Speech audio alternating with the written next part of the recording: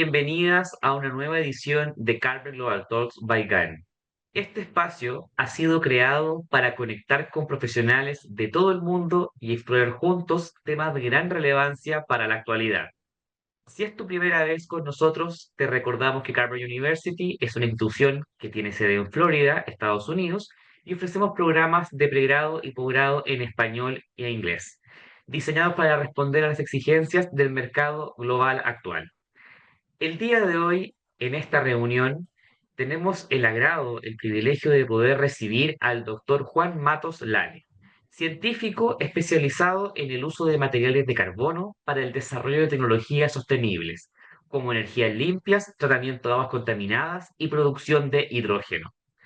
El doctor Matos es doctor en físico-química y actualmente se desempeña como profesor titular en la Universidad Autónoma de Chile, donde lidera un grupo de investigación enfocado en el diseño de nuevos nanomateriales para enfrentar desafíos medioambientales.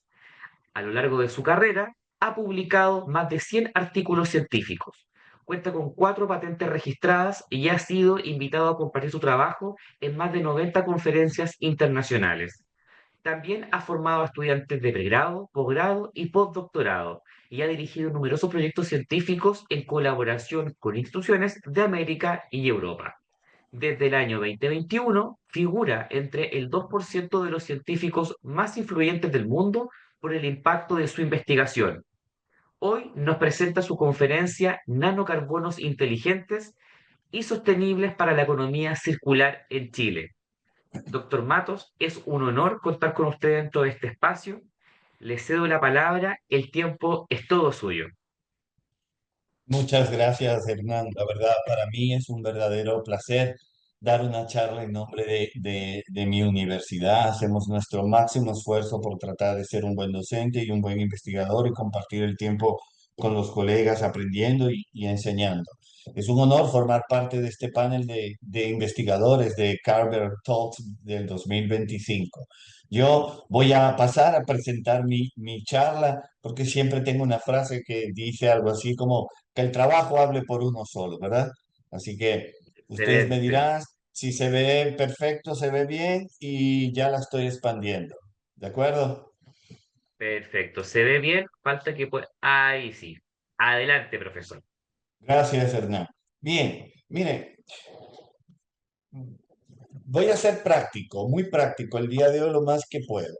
Y voy a más que profundizar en temas sobrecargados de ecuaciones y de física, voy a mostrarle aplicaciones. Voy a mostrarles cómo podemos con técnicas sencillas producir materiales que llamamos inteligentes.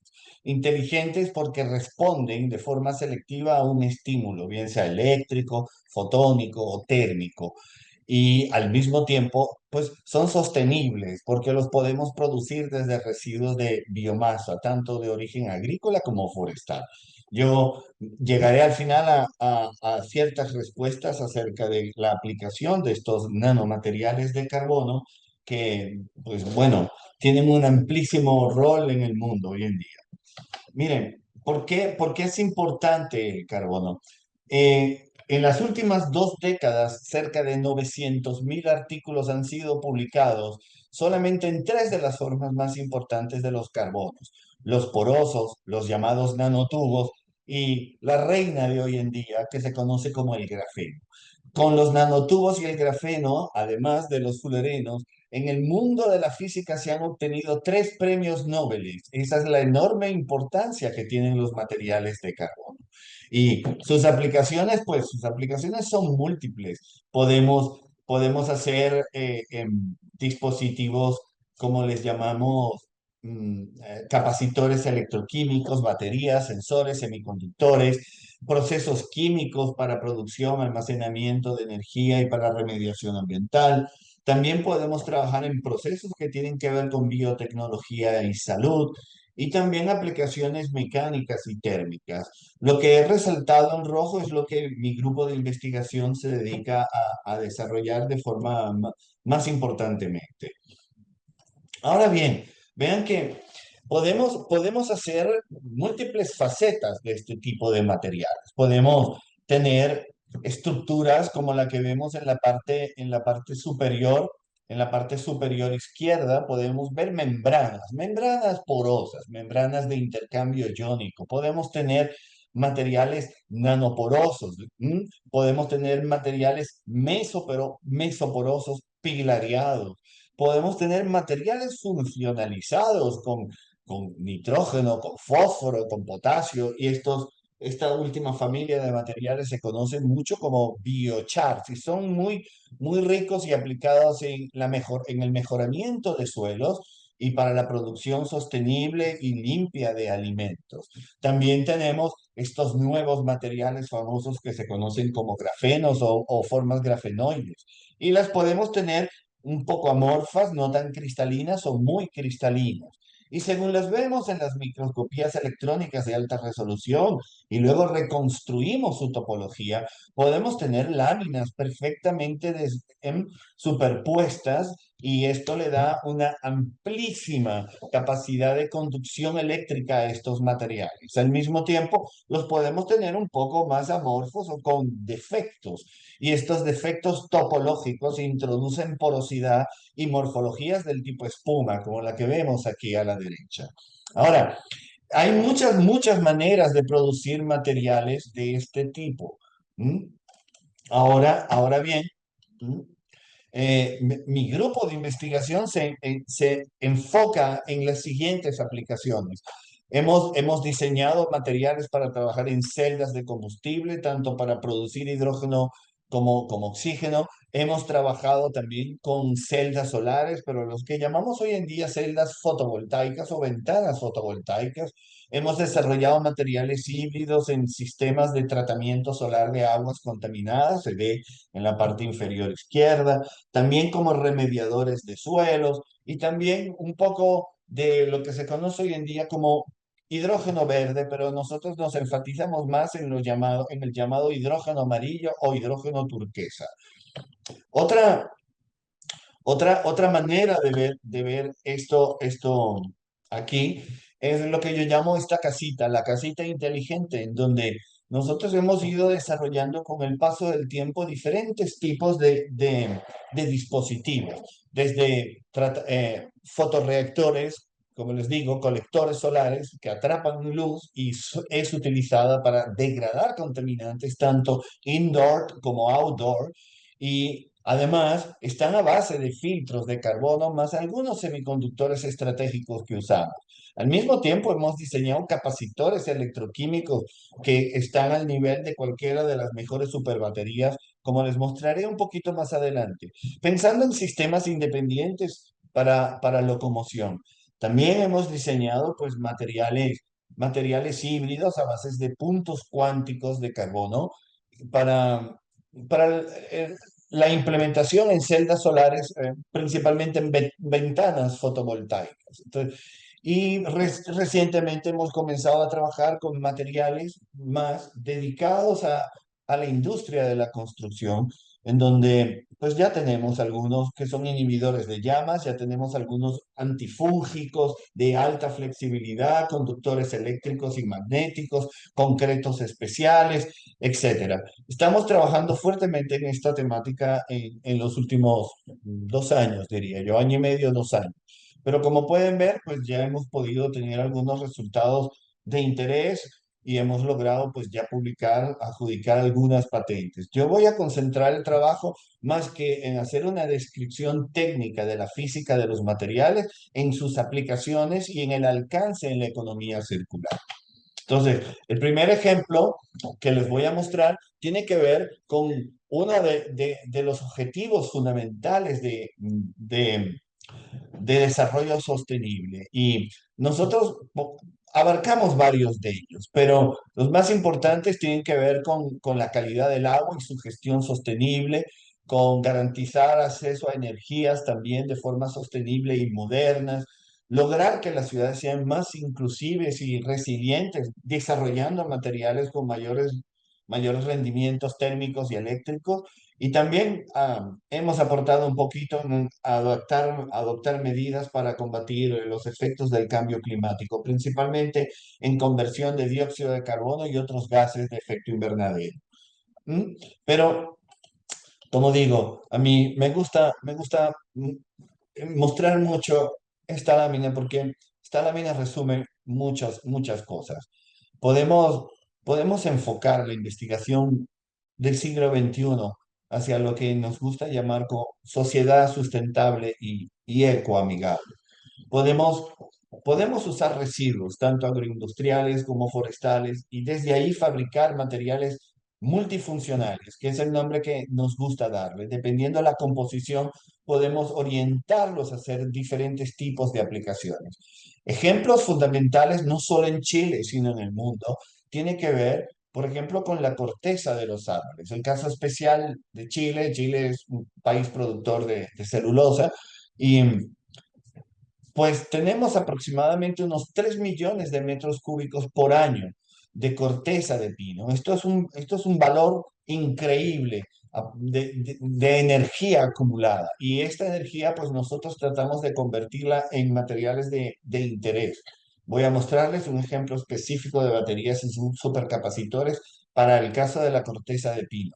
Con las cáscaras de arroz y otros desechos como de nueces o mandarinas o desechos de conchas de crustáceos, hemos podido hacer una familia de materiales que les llamamos puntos cuánticos. Están muy de moda y se utilizan en muchas áreas de la sociedad hoy en día, desde una sencilla lámpara LED hasta sistemas de sensores químicos para cierto tipo de enfermedades, entre otras aplicaciones.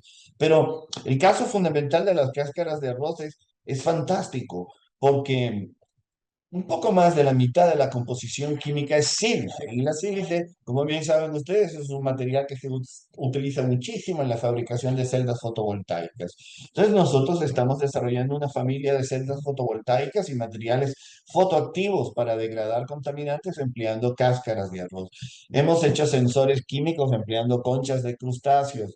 Principalmente el principal componente de las conchas, que es el quitosano, el segundo biopolímero más importante en la naturaleza. También hemos tenido buenos filtros de carbonos y algunas membranas utilizando cáscaras de patatas por la enorme riqueza en azúcares, incluyendo el almidón que tiene este residuo. Pero no son los únicos. Hemos podido trabajar con paja de trigo, con lodos de plantas de agua de tratamiento municipales, con cáscaras de nueces, naranjas, limones, entre otros. Entonces, el primer ejemplo que les quiero mostrar es el desarrollo de puntos cuánticos de carbono desde residuos de biomasa. Hay dos maneras de llegar a estos puntos cuánticos que se les conoce como carbon dots. Y la primera es utilizar un material ya más refinado como un nanotubo o grafeno y desde ahí hacer algún tratamiento de alta energía por oxidación electroquímica o por láser y obtener estos puntos cuánticos. Pueden imaginarse que el costo es elevadísimo y los rendimientos muy bajos. Hemos publicado por esa área, pero nuestra área de interés va más por lo que se conoce el bottom-up, desde moléculas orgánicas pequeñas que están incluidas dentro de los residuos agroindustriales y por métodos más económicos y sencillos de manejar como hidrotermal, pirólisis o microondas, podemos obtener los mismos puntos cuánticos de carbono. Y con rendimientos mejores y a menor costo. Este es un proyecto en colaboración con mi colega, la doctora Pochampún, de la Universidad de Concepción. Entonces, por ejemplo, hemos logrado desarrollar celdas solares de capa fina, sensibilizadas con puntos cuánticos de carbono.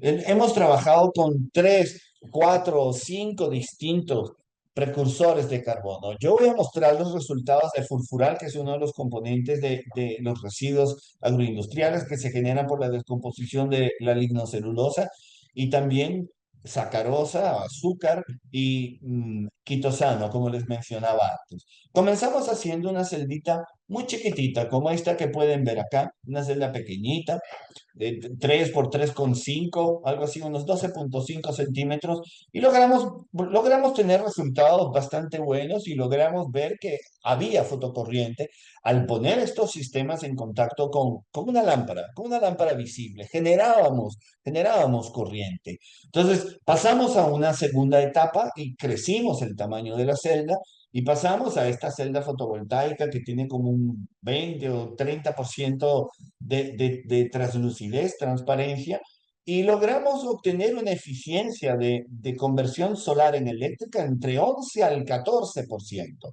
Esta era una lámpara fantástica. Y de aquí una celda fotovoltaica fantástica. Y ya le habíamos puesto algunos detallitos por aquí. Pueden ver que tiene unas lucecitas LED. Estábamos pensando siempre en ventanas fotovoltaicas que dieran alguna utilización indoor, dentro de los hogares, bien sean luces, bien sean conectores, para lo que llamamos el Internet de las cosas.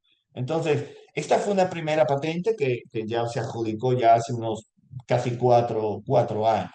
Entonces, posteriormente, pasamos a una segunda etapa y en esta segunda etapa comenzamos a variar las condiciones y variar algunos materiales. Y desde ahí, luego pensamos, vamos a escalar y tratar de llegar a una celda que tenga 1 metro cuadrado o cerca de 1 metro cuadrado. Entonces, desde allí, desde esos resultados, comenzamos a preparar varias. Esta es una de ellas. Lamento que no podamos tener la posibilidad de ver los videos, ya saben, un problema de demasiado peso en la red, entonces los videos pues colgaban las presentaciones.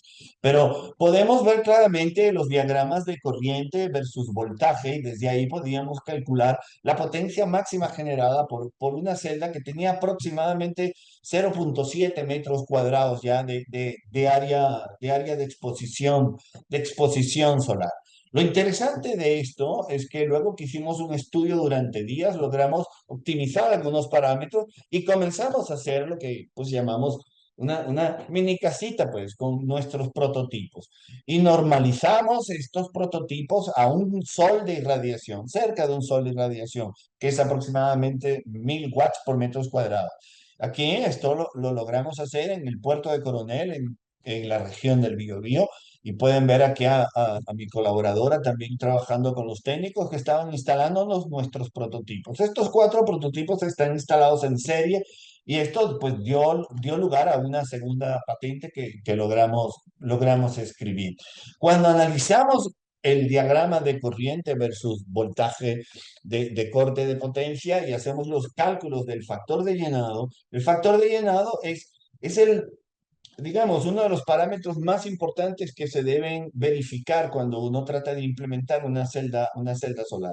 Lo interesante de todo aquí es que logramos tener una eficiencia de conversión de cerca del 13-14%, casi constante a lo largo de todo un día de evaluación con diferentes celdas. Y lo mejor de todo es que el factor de llenado mostraba una desviación suficientemente chiquita para un error absoluto de apenas un 1%. Este factor de llenado es esencial. Siempre es menor que 1 este factor de llenado porque es la caída que hay de una eficiencia máxima teórica de una celda con respecto al llenado de los agujeros que genera la excitación de electrones sobre el material fotoactivo. Entonces, esta celda incluso logramos validarla en distintas épocas del año y logramos hacer una curva que nos permitía extrapolar bajo qué condiciones podíamos ponerla a todo lo largo de la geografía de Chile, que como bien ustedes saben, va desde la Antártida hasta el desierto de Atacama. Por lo tanto, logramos validar esto y bueno, pues nos sentamos y escribimos una segunda patente internacional que le enviamos casualmente el 31 de diciembre del año 2021. Ahora, ¿por qué hablamos de circularidad? De nada hacemos si podemos escalar. Aquí ya logramos validar nuestro dispositivo en condiciones reales de contorno, por lo tanto, ya estábamos en TLR5 más arriba, casi llegando a 7, o incluso podríamos llegar más arriba si pudiéramos producirlo todo. El punto está en que cuando hicimos el análisis de factibilidad económica para una spin-off, para poder producir estas celdas en Chile, nosotros logramos obtener que el valor actual neto, el VAN y la tasa de retorno, el TIR, nos indicaban números suficientemente buenos como para concluir que es factible este tipo de proyectos, al menos en las condiciones en que fueron desarrolladas en esa época, que fue en el año 2021-2022. Imagínense, se prevé que el mercado mundial de materiales fotoactivos para ventanas fotovoltaicas se espera que será de 20.000 millones de dólares para este año. Y esto sigue subiendo porque se espera que va a haber una inversión masiva en sistemas domiciliarios de ventanas fotoactivas para que usted esté en su casa tranquilo, enchufando lo que se conoce como el Internet de las cosas. ¿Vale? Eso fue el primer ejemplo. Nuestro segundo ejemplo tenía que ver también con energía, pero ya no solo producirla, convertirla, sino almacenarla. Entonces, nos decidimos a utilizar un precursor como la corteza de pino, que como les mencionaba antes, tenemos un poco más de 3 millones de metros cúbicos por año de producción de ese residuo que había que darle algún valor agregado. Entonces, pues logramos diseñar un capacitor electroquímico de doble capa que no pretende ser mejor que una batería de ion litio porque simplemente son sistemas complementarios. Las baterías son de muy baja potencia y tienen una vida útil muy corta, aun a pesar que tengan una alta densidad energética. Sin embargo, los supercapacitores tienen alta potencia y sobre todo una carga-descarga muy rápida, lo cual los hace muy útiles en sistemas pesados locomotores. Pero lo que sobrepasa por largo como ventaja un supercapacitor es su larga vida útil, más de 15 años, ¿no? Entonces, nuestra idea fue tratar de desarrollar un supercapacitor sustentable a partir de residuos de corteza de pino radiata de Chile, ¿no? Y logramos construir un capacitor electroquímico del tipo botón y logramos validarlo. Este es un proyecto que se realizó en cooperación también con la doctora Pochampour y con mi viejo amigo y estudiante Oscar Pinto, que hoy en día pues, es postdoctorante de nuestro laboratorio y es investigador también científico, y toda su tesis estuvo enmarcada en el desarrollo de este tipo de capacitores electroquímicos. No sé si Oscar está en la audiencia, y si lo está, pues aprovecho de saludarlo y felicitarlo por su excelente trabajo. Y bien, resumen, nosotros logramos producir una celda que le llamamos con cariño Supergraph, super porque era un supercapacitor, y el graph porque estaban a base de grafeno. Y logramos tener una capacidad específica máxima comparable en la primera serie de materiales que preparamos, comparable en la capacidad específica en comparación de uno de los comerciales que tiene mayor entrada en el mercado. No puedo decir nombres para evitarnos problemas. Y pudimos hacer además un estudio a amplio rango de densidades de potencia y de energía. Yo prefiero mostrarles, por ejemplo, los resultados que hemos obtenido en los voltamogramas cíclicos y las capacitancias de estos capacitores. Vean lo perfectas y hermosas que son cuadráticamente estas cajas. Estas cajas no solamente indican que tenemos un material con una alta capacitancia, sino que al mismo tiempo son bastante robustos. Cuando hacemos un análisis ya en potenciales del orden de 5 milivoltios por segundo y lo comparamos contra el capacitor de esta empresa que está allí enmarcado. Es un carbón que se utiliza normalmente como capacitor electroquímico de referencia. Nuestros materiales son bastante comparables al de esta empresa. De hecho, esta figura que a la derecha lo demuestra. Dos de los que nosotros logramos desarrollar incluso son ligeramente superiores en términos de capacitancia de celda. Pero lo más interesante es que incluso después de 15.000 ciclos de carga y descarga, nuestro material apenas logró perder un 7% de capacitancia. Esto significa que es extraordinariamente robusto. Puede durar por años trabajando este capacitor electroquímico preparado desde corteza de pino. Pues luego, cuando hicimos uno de doble capa, hicimos un doble y lo comparamos con el del mercado, logramos ver que nuestro sistema fue casi 2 veces más eficiente que el que está en el mercado. Y si hacemos un barrido contra otros capacitores electroquímicos, que es toda esta lengua verde que ustedes pueden ver acá, los que logramos preparar en esa serie desde corteza de pino son superiores tanto en altas densidades de potencia como en bajas densidades de potencia. Esto significa que este material puede ser escalable tanto para aplicaciones sencillas como para un celular o baterías del tipo de radio o de calculadoras, como incluso como capacitores electroquímicos de alta densidad energética para sistemas locomotores de alto tonelaje o alto peso, como grúas o tractores, sobre todo en la zona norte de Chile. Pues nuevamente hicimos el ejercicio. Bueno, está bien, funciona, la ciencia está muy bien, funcionó muy bien, pero veamos ahora qué ocurre. ¿Es factible o no es factible? Pues nuevamente nuestro estudio de factibilidad económica para un spin-off en Chile ha arrojado un TIR de hasta el 85% y un BAN de 103 millones comenzando con un capital o una inversión capital inicial de apenas $29.000, que son unos 23 millones de pesos. Es decir, es factible totalmente desarrollar una empresa que pueda producir este tipo de materiales para ser implementados como capacitores electroquímicos. De ahí, insisto, cogimos un residuo, este residuo le hicimos un tratamiento específico para volverlo un material inteligente que cuando hiciera efectos sobre él, algún estímulo, en el caso anterior fotónico, en este caso eléctrico, este material se comporta de forma inteligente y nos da la respuesta que deseamos. Y lo mejor de todo es que el material es sostenible porque lo tenemos ahí, es un residuo de biomasa permanente que siempre hay stock para muchas regiones del planeta, no solamente en Chile, y al mismo tiempo la rentabilidad indica que el proyecto es factible incluso en un corto plazo. Pues luego, para terminar, voy a hablar un poquito de uno de los problemas más graves, que es el que llevamos más de 20 años trabajando con él. Y aquí, pues, nuevamente felicito y agradezco a la doctora Pochampún por todo su apoyo y a mis becarios de pregrado que terminaron su tesis al principio de año, Carla Barriga, Rodolfo Plaza.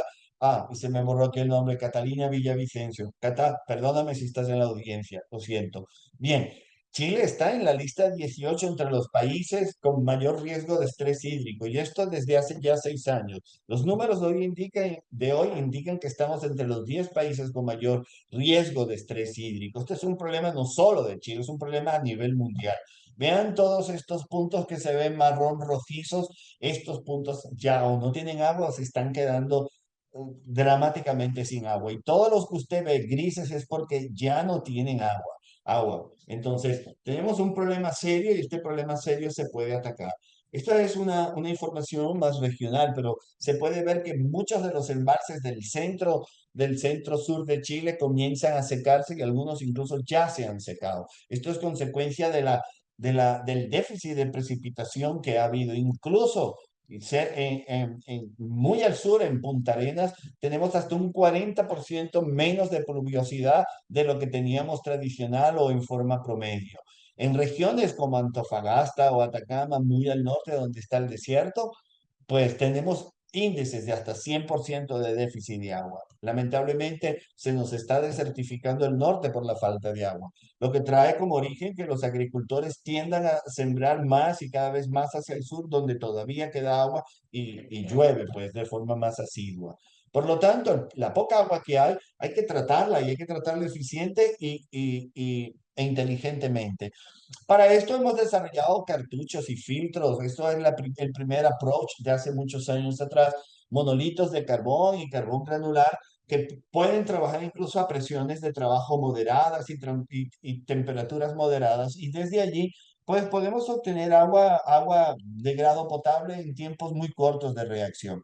Pero ya luego empleando técnicas de fotocatálisis heterogénea, empleando luz solar como fuerza motriz para la transformación química de estos contaminantes en especies completamente inocuas. Entonces, hemos desarrollado una serie de carbonos porosos con ciertas particularidades que los empleamos en este tipo de dispositivos solares, desde lámparas LED de bajo fotón o de baja energía fotónica, como pueden ver aquí en el lado izquierdo superior. Estas lamparitas son de luz visible. También hemos trabajado con reactores de inmersión, reactores de alta potencia con luz ultravioleta, cuando así se requiere, con algunos contaminantes refractarios muy difíciles de degradar. Y luego de optimizar condiciones a escala solar con estos tipos de dispositivos que se conocen como simuladores solares, pues pasamos a desarrollar este prototipo. Este prototipo fue otra patente de invención que adjudicamos hace ya unos 6 años en Chile y aquí lo que hacemos es desarrollar una serie de condiciones para poder degradar diferentes tipos de contaminantes, tanto colorantes como lo que se ve en esa foto, como herbicidas, plaguicidas y otro tipo de moléculas incluso más tóxicas. Esta es la estación solar que hemos dejado ya instalada, está en la UDT, en Coronel, en la Universidad de Concepción, patente que adjudicamos hace unos años allí. Y bueno, está a la orden quien quiera tener colaboración para desarrollar cualquier tipo de material y estudiarlo, pues a la orden, simplemente pónganse en contacto conmigo. Ahora, vean cómo funcionan impecablemente estos sistemas que podemos eliminar de forma monotónica en pocas horas de radiación solar los contaminantes solares de origen industrial colorantes como el azul de metileno, la tartracina o la rodamina B. Unos más fáciles que otros, pero todos han podido ser degradados en este tipo de dispositivo colector solar que permite la orientación de la luz a través de tuberías que tienen el flujo del contaminante en fase acuosa y suspendemos allí el material fotoactivo a base de carbono y algún que otro semiconductor. Pues es tan útil que incluso lo hemos estudiado a escala semi-industrial en la plataforma solar de Almería, en España, en donde logramos un artículo muy, muy potente. Vean que el flujo fotónico promedio de luz UV en Almería es de solo 20 watts por metros cuadrados. En Atacama, en el desierto de Atacama, en Chile, en época de verano, podemos tener valores mucho más elevados que esto, hasta un orden de magnitud más alto. Podemos llegar a 1400 watts por metros cuadrados UV visible. Si pensamos en un 10% de ese valor, podemos tener 100 watts por metros cuadrados tranquilamente de luz ultravioleta entrando en el desierto de Atacama cada día. Por lo tanto, tenemos la posibilidad de degradar moléculas muy complicadas como el fenol, la imidacloprida y el ácido dicloroacético. Tres moléculas que encontramos asociadas a fármacos, asociadas a herbicidas y plaguicidas y a los efectos de la cloración de aguas domésticas, por ejemplo, a base de ácido acético. Entonces, todas esta mezcla de contaminantes hemos podido eliminarlos empleando este semiconductor.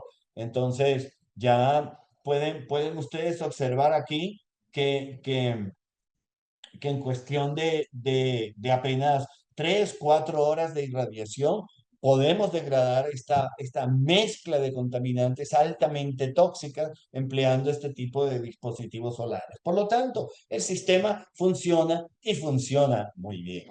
Entonces, estoy justo en el tiempo y estoy bastante feliz de poder cumplir con el tiempo que había acordado. Y en esta lámina solamente quiero contarles en lo que estamos trabajando ya recientemente en los últimos 2, 3 años. Ya hemos publicado varios trabajos en cuanto a conversión de dióxido de carbono y producción de hidrógeno amarillo. Este trabajo es bastante interesante porque muestra una serie de catalizadores novedosos para el desarrollo y producción de este tipo de materiales. También hemos podido desarrollar fotobiodiesel empleando catalizadores del tipo perovskitas y utilizando además biomasa, conversión de biomasa para la obtención de este biodiesel y fotobiodiesel. Recientemente hemos publicado también una nueva tecnología que estamos comenzando a desarrollar a base de valorización de microplásticos, de residuos de microplásticos, combinando fotocatálisis y electrocatálisis. Estamos obteniendo compuestos orgánicos de alto valor agregado a partir de microplásticos. Y finalmente, pues estamos desarrollando una serie de catalizadores híbridos a base de carbonos, a partir de quitosano, de sacarosa, y catalizadores sencillos, baratos, a base de níquel y cobalto, para la producción de hidrógeno y de oxígeno y su combinación en celdas de combustible. Este trabajo fue publicado creo que en octubre o noviembre del año pasado. Pues con esto paso a simplemente resumir un poco mi charla. Lamento que el tiempo haya sido corto. Me habría encantado tener un poco más de tiempo, pero lo importante es dejar tiempo para las preguntas. Chile posee un enorme potencial para desarrollar nanocarbonos derivados de biomasa a costes competitivos. No solo Chile, cualquier país que tenga residuos agroindustriales y forestales puede desarrollar esa tecnología o lo han hecho ya. También lo importante es que pueden ser escalados en distintas aplicaciones relacionadas al desarrollo sustentable. Esto es fundamental. Y finalmente, sin aplicación, los materiales pues no tienen nicho. Tienen un gran potencial en la conversión y almacenamiento de energía y en la remediación ambiental de agua, aires y suelos, así como en la biotecnología de alimentos. Aprovecho para agradecer siempre a los proyectos que son los que nos permiten desarrollar esta investigación científica. Doy gracias a la Agencia Nacional de Investigación y Desarrollo por permitirnos siempre llevar adelante la ciencia de Chile por el mundo. Y agradezco a mis colaboradores internacionales que sin ellos, pues yo jamás habría podido alcanzar tan bonitos y tan buenos resultados. Nadie llega a ningún lugar solo, uno llega con el apoyo de la gente que está a su alrededor, sus colegas, sus amigos y su familia. Y finalmente, pues obvio tengo que agradecer a mi equipo que ahorita pues algunos ya se han graduado y se han ido, otros siguen trabajando conmigo, pero sin la ayuda de ellos, pues este trabajo jamás habría sido posible. Pues muchas gracias por tu tiempo y quedo totalmente dispuesto a que hagan todas las preguntas que quieran desarrollar. Gracias. Muchas gracias a usted, profesor Juan Matos. La verdad que, como bien usted dice, es un tema sobre el cual podríamos estar profundizando mucho más porque es bastante interesante, tiene bastante método, todo lo que usted también realiza y probablemente requiere más tiempo para poder explicar en detalle algunas investigaciones, algunas invenciones, pero sin embargo, a través de su presentación nos deja bastante empapado acerca de en lo que está y la importancia acerca de este tema, ¿ya? Profesor Juan Matos, sin el ánimo de abusar de su tiempo, pero existen algunas preguntas que nos han dejado nuestros asistentes y nos gustaría poder abordar con usted, ¿ya? En primer término, profesor, ¿cuál es su impresión, su opinión, si estamos cerca de que el uso de esta tecnología sea accesible para emprendedores, municipios u otras organizaciones sociales pequeñas? ¿Estamos cerca de que este uso sea más habitual, más próximo? Sí, realmente yo pienso que sí. Ahí conozco el caso de varias empresas que han desarrollado materiales de carbono comenzando desde abajito, como decimos, desde abajito, pues. Y las he visto tanto en Europa como en Estados Unidos. Y en Chile hay muchísimas posibilidades porque hay diversidad enorme de biomasa. Tenemos residuos agroindustriales de comida, de cultivos tipo como el trigo, o, a ver, y ni hablemos de la industria forestal. La, Se estiman, como mencioné, unos 3,5 millones de metros cúbicos de corteza de pino. Puede sumarle 1,5 millones más de corteza de eucalipto. Esto es una enorme riqueza. Entonces, estos materiales, un emprendedor pequeño tranquilamente puede pues simplemente reciclarlos. Y puede reciclarlos él personalmente, puede simplemente incluso hacer lo que llamamos un horno de tierra.